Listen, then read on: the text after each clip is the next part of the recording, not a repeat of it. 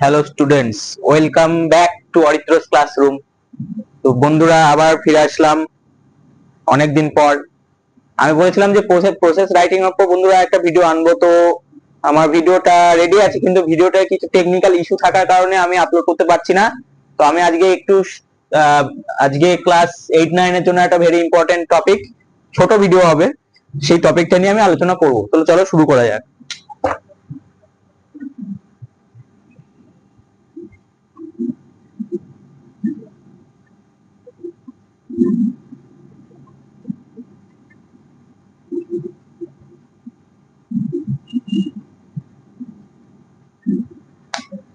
এই টপিকটির নাম হলো বাক্য গঠনের সূত্র।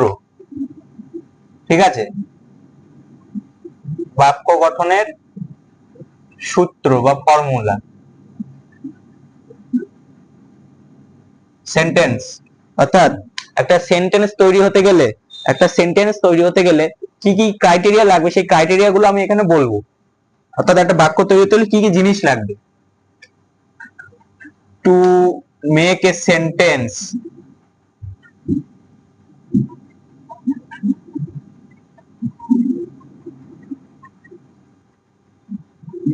A student should follow the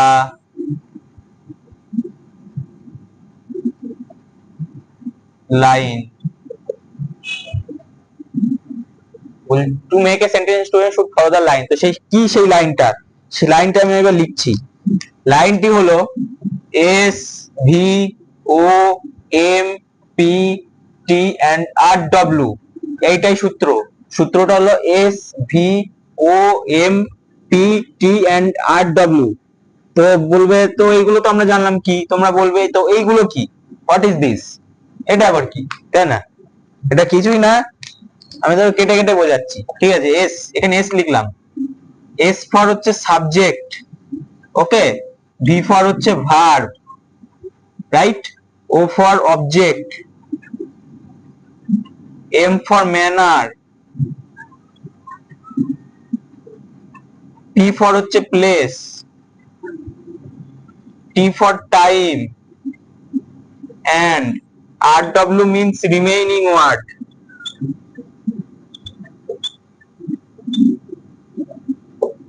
তাহলে বাক্য গঠনের সূত্র কি? To make a sentence student should follow the line, this line. এই যে এই লাইনটা অবশ্যই একটা স্টুডেন্টকে ফলো করতে হবে, এই যে এইটুকুনি। এইটা হচ্ছে বাক্য গঠনের সূত্র। S V O M P T R W মানে হচ্ছে S for subject, V for verb, O for object, M for manner, P for place, T for time, and R W means remaining word. তাহলে তো এইগুলো তো জানলাম। তো এইগুলো কি? তো এইগুলো জানার পর এবার আমাদের জানতে হবে হচ্ছে এগুলোর একটা উদাহরণ দেখা যাক। মানে একটা সেন্টেন্স তৈরি হতে গেলে, একটা সেন্টেন্সের মধ্যে সবকটা জিনিস থাকবে। এই সবকটা জিনিস থাকবে তবে সেটা বাক্য হবে। ঠিক আছে, তাহলে একটা সেন্টেন্স আমি ধরো সাপোজ লিখছি এখানে। ঠিক আছে, জাস্ট ফর এক্সাম্পল ইএক্স বলে লিখলাম। তো দেখো, এখানে আমি ধরো লিখলাম রাম গোপালকে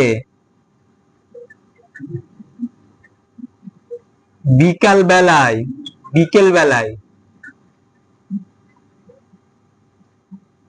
রাম গোপালকে বিকেল বেলায় মাঠের মধ্যে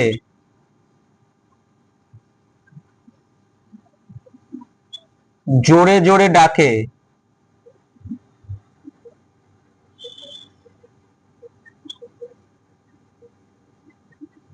ঠিক আছে, তাহলে কি লিখলাম উদাহরণটা? রাম গোপালকে বিকেল বেলায় মাঠের মধ্যে জোরে জোরে ডাকে।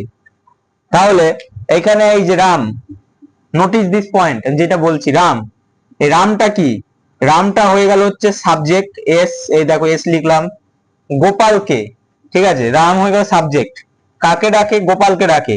ঠিক আছে, বিকেল বেলায়, বিকেল বেলায় এখানে কি সাবজেক্ট কমপ্লিট, বিকেল বেলায়। তাহলে বিকেল বেলায় হচ্ছে এখানে কি, বিকেল বেলায় কি টাইম বোঝাচ্ছে একটা, তাহলে এখানে টি। ঠিক আছে, প্লেস মাঠের মধ্যে, কোথায়? কোথায়? মাঠের মধ্যে, অর্থাৎ এই যে এটা হচ্ছে প্লেস, পি। কিভাবে ডাকে? জোরে জোরে ডাকে। ঠিক আছে, কিভাবে ডাকে? জোরে। রাম গোপালকে বিকাল বেলায় মাঠের মধ্যে জোরে জোরে ডাকে। কিভাবে ডাকে? জোরে জোরে ডাকে। তাহলে এইটা কি হয়ে যাবে? এটা হয়ে যাবে ম্যানার।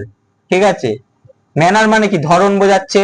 ঠিক আছে, রাম গোপালকে, এ দেখো প্লেস কমপ্লিট, টাইম কমপ্লিট, বিকালবেলা মাঠের মধ্যে জোরে জোরে ডাকে কিসের জন্য? খেলার জন্য। এখানে লিখে দিই খেলার জন্য।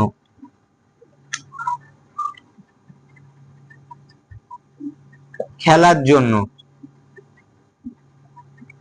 তাহলে খেলার জন্য, তাহলে এইটুকুনি ধরো রিমেনিং ওয়ার্ড হয়ে গেল। এই দেখো রিমেনিং ওয়ার্ড RW।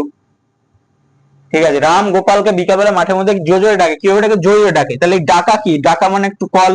এই ডাকাটা কি? একটা কাজ করা, মানে এটা ভি অর্থাৎ ভার্ব।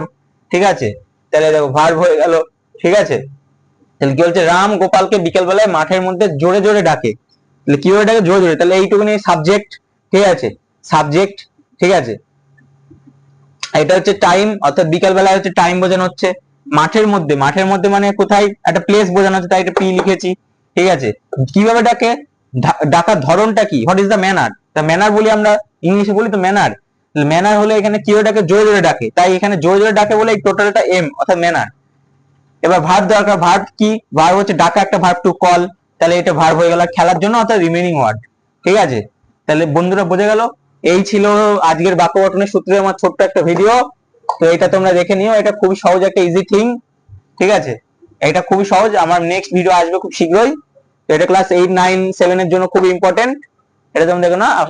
আজকের ভিডিওটি ভালো লাগলে তোমরা অবশ্যই একটি করে সাবস্ক্রাইব করে দেবে এবং লাইক করবে এবং বেশি বেশি করে কমেন্ট করবে এবং বন্ধুদের মধ্যে বেশি বেশি করে শেয়ার করবে। এই তো আজকে ছিল এইটুকু। Thank you.